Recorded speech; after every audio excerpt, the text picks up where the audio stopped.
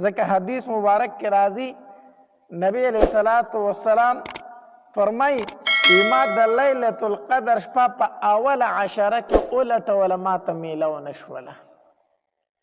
بیا مې په دویمه عشره کې لټوله اعتکاف مې کو نو ماته میلاو نه شوه، خو بیا ماته وویلی شو، چا ورته وویل؟ فرشتي ورته وویل چې د الله پاکه پیغمبره ته چې کومه شپه لټوې نو هغه په اخره عشره کې ده. نو نبی علیہ السلام فرمایلی ای زما صحابه کرامو زما سره د اخر عشرې اعتکاف وکئ ځکه په د اخر عشره کې د لیلة القدر شپه ده، په اخر عشره کې. او دا الله تبارک وتعالی په دې امت باندې ډیر خصوصي فضل او رحم کړی دی چې الله تبارک وتعالی دې ته داسې شپه ورکړې ده چې په هغې کې د زرو میاشتو د عبادت نه د یوې شپې عبادت بهتر دی. او دا الله تبارک وتعالی دې امت ته دا شپه څنګه ورکړه؟ ولې ورکړه؟ حدیث مبارک کې راځي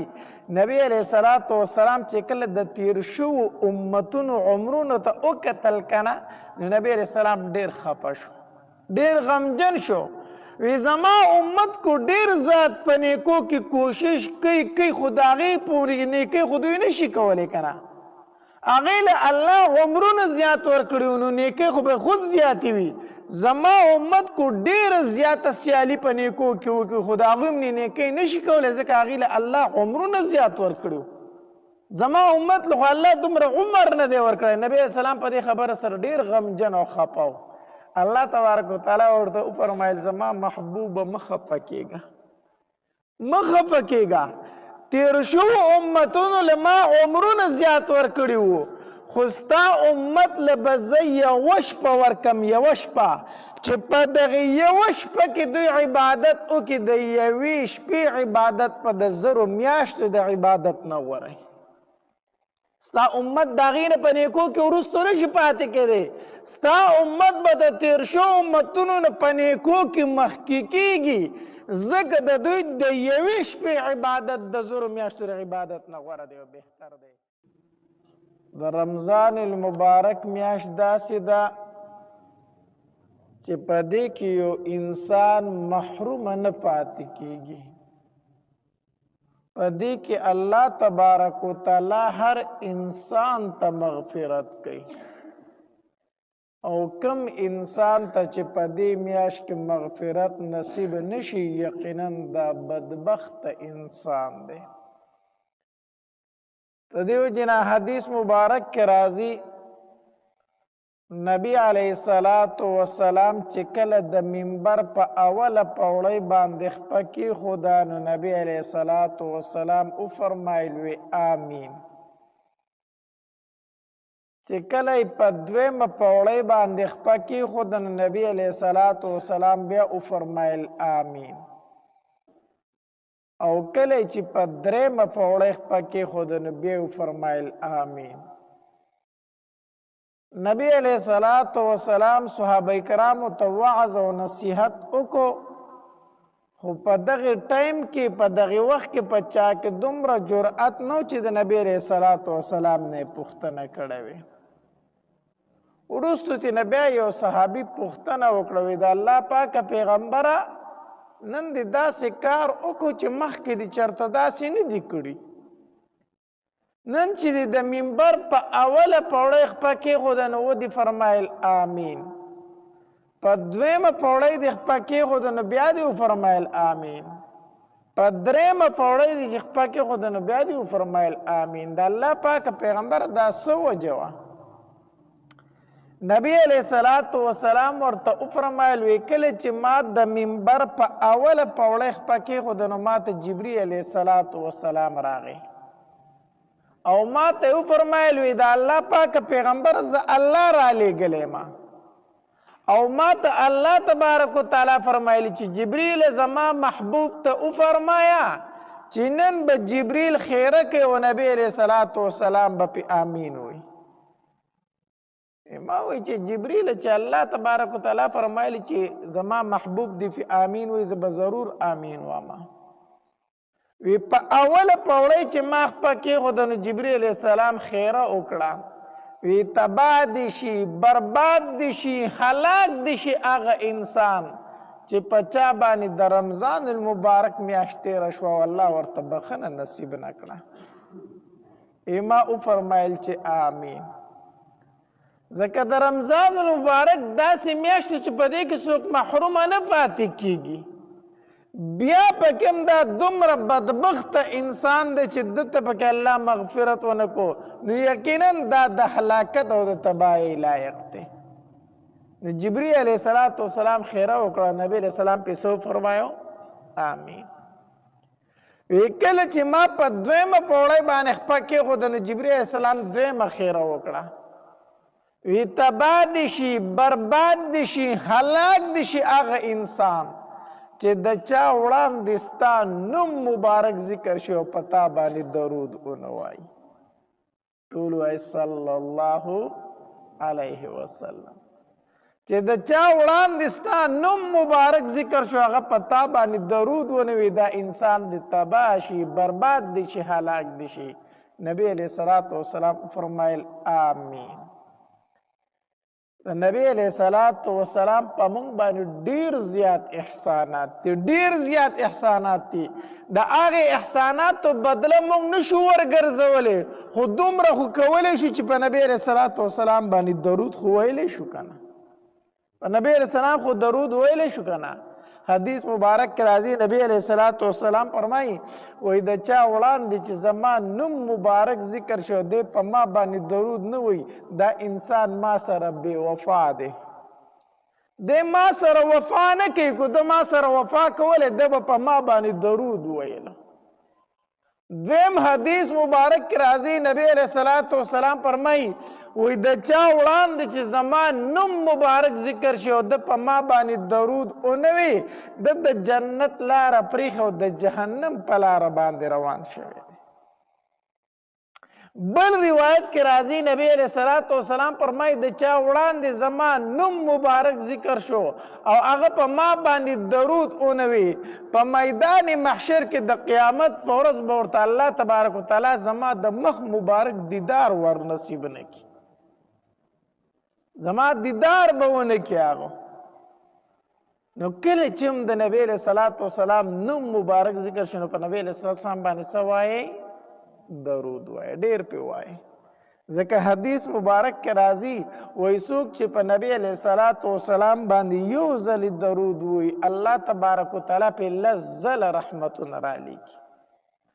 یعنی ته نبی علیه السلام یو ځلې په درود سره یاد کا الله تبارک وتعالی دې لس ځله یادوي لس ځله او حدیث مبارک کې راځي نبی علیه السلام فرمایي وایي د قیامت په ورځ به د ټول نه زیات نږدې ما ته هغه انسان وي د چا چې په ما باندې درود زیات وي د چا چې څومره زیات درود وي په ما باندې دومره به دغه انسان ما ته څه وي نږدې وي نو جبري علیه السلام دویمه خیره وکړه وی تباه دي شي برباد دي شي هلاک دي شي هغه انسان چې د چا وړاندې ستا نوم مبارک ذکر شو په تا باندې درود ونه وایي نبی علیه السلام فرمایل آمین وی کله چې په درېیمه پوړۍ ما خپه کېښوده نو جبري علیه السلام خیره وکړه وی تباه دي شي برباد دي شي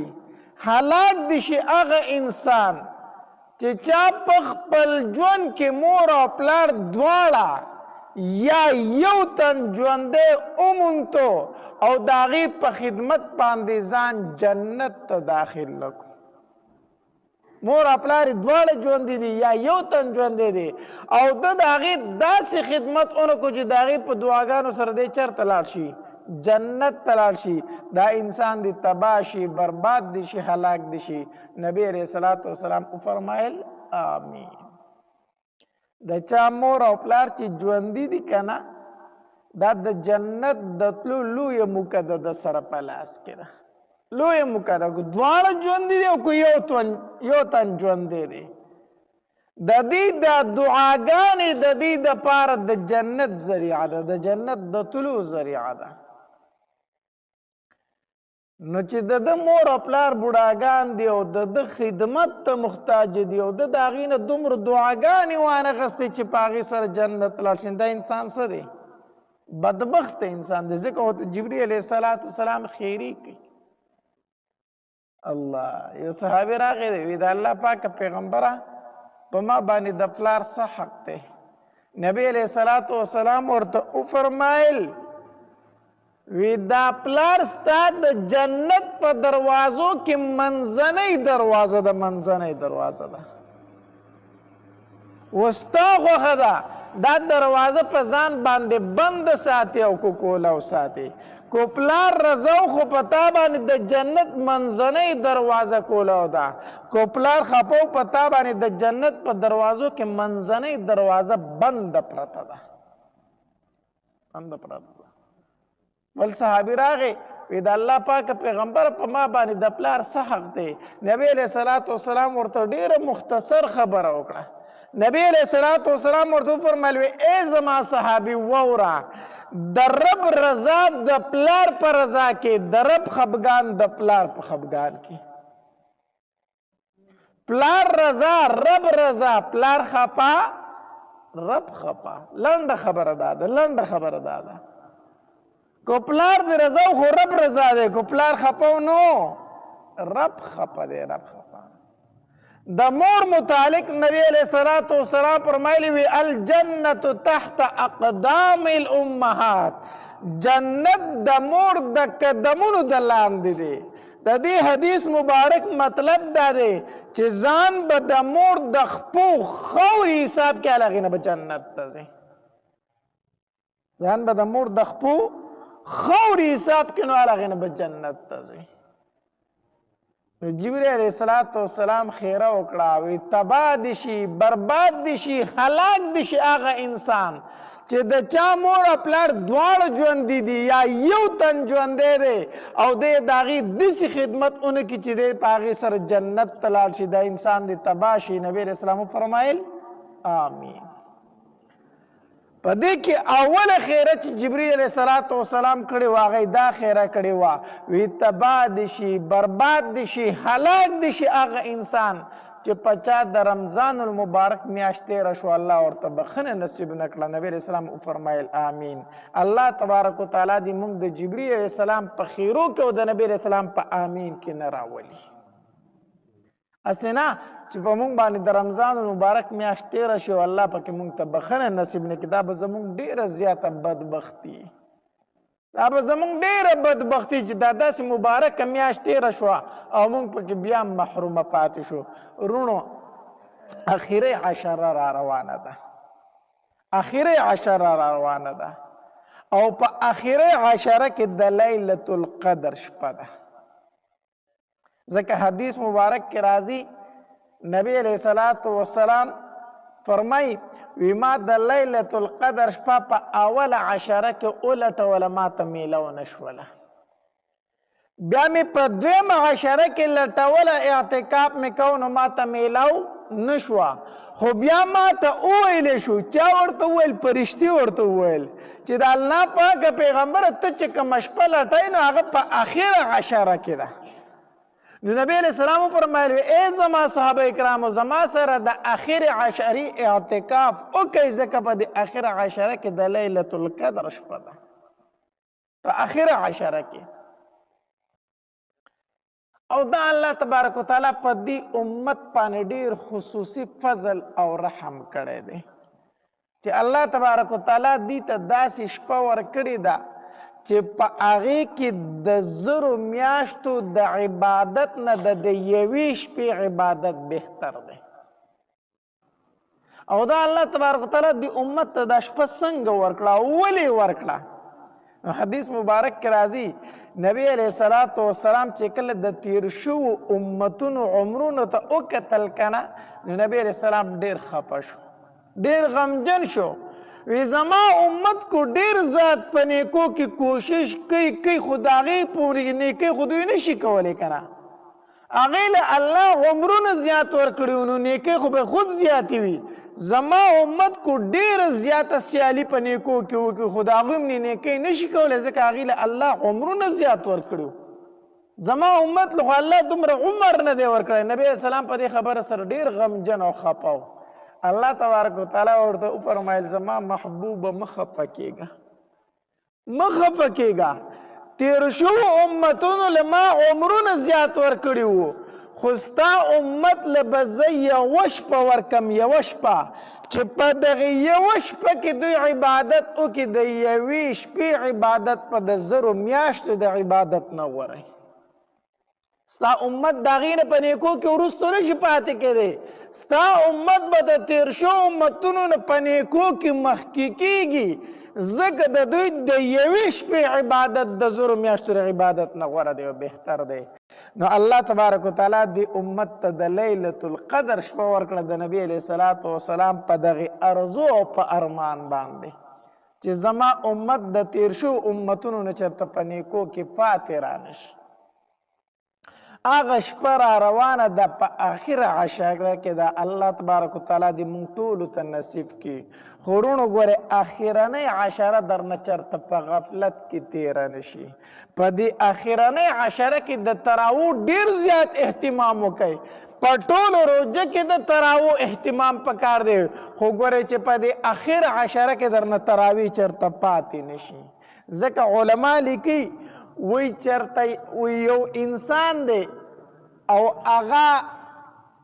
د شپې تراوی وکړي او بیا د شپې د پاسېدو فرصت ورته میلاو نه شو چې دی د شپې پاسېدلی وي او د شپې د الله عبادت کړی وي خو تراوی کړی وي، نو په لیلة القدر کې اگر چې دی د شپې پانسېدو خو چې تراوی کړی وي، الله تبارک وتعالی دې په هغې انسانانو کې ولیکو کم انسانان چې د لیلة القدر په شپه باندې ولاړ او عبادت کوي. ځکه دا تراوی هم د شپې عبادت دی. الله تبارک وتعالی دې په هغې خلکو کې ولیکو کومو کسانو چې په لیلة القدر کې د شپې الله ته عبادت کړی دی. نو په آخر عشره کې درنه تراوی ګورئ بالکل فاتح نشي. ها بالکل فاتح نشي. حدیث مبارک کې راځي نبی علیہ الصلوۃ والسلام فرمایي په دې میاشت کې الله تبارک وتعالی یوه شپه تاسو له درکړې ده چې په هغې شپه کې عبادت کول خیر من الف شهر د زرو میاشتو نه بهتر دی. او بیا نبی علیہ الصلوۃ والسلام فرمایي من حرمها فقد حرم الخیر کله. نبی علیہ الصلوۃ والسلام فرمایي وی په دغه شپه کې چې څوک محرومه پاتې شو دی د ټولو خیرونو نه محرومه پاتې شو، دی د ټولو خیرونو نه څه شو؟ محرومه پاتې شو. او نبی علیہ الصلوۃ والسلام فرمایي د دې شپې نه محروم نه پاتې کېږي مګر هغه انسان چې یقینا بدبخت دی، یقینا سوي بدبخت وي چې په حقیقت کې هغه محرومه انسان هغه به د دغه شپې نه محرومه پاتې کېږي. الله تبارک وتعالی دې موږ په دغه بدبختو کې نه راولي. یوه خبره درته کومه، اعتکاف په دې اخر عشره کې اعتکاف کول دا سنت طریقه ده د نبی علیه الصلاۃ والسلام. اعتکاف کول ډیر زیات ثواب لري. دا معتکف داسې وي که نه چې دی د الله په دربار کې پریوتی وي، دی وی الله ما خپل تعلق د انسانانو سره ختم کړو، الله زه راغلی یم دلته چې ستا سره خپل تعلق جوړ کړم او الله ستا په درشل به تر هغې پورې پروت یم چې تر څو دې معاف کړی نه یم. الله په دې درشل به تر هغې پورې پروت یم چې څه درنه غواړم هغه دې راکړي نه وي، چې هغه دې راکړي نه وي. نو